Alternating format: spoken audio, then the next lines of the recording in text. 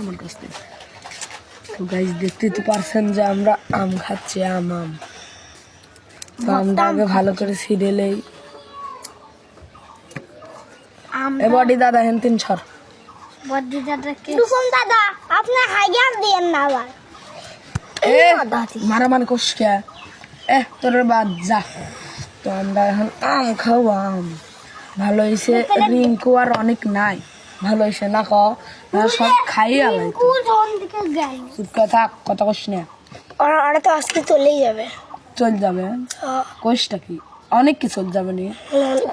তো অনেকের বাড়ি হেনে তো ম্যাগি মশলাই দেখেন, ম্যাগি মশলা আগে যে এই গাঙস এই গাঙস আগের থেকে খাই ফেলছে, এখন হেনে গাঙস মাংস কোন থেকে আইসে আগে আমরা কাটি তো আমরা কাটতে চলেছি।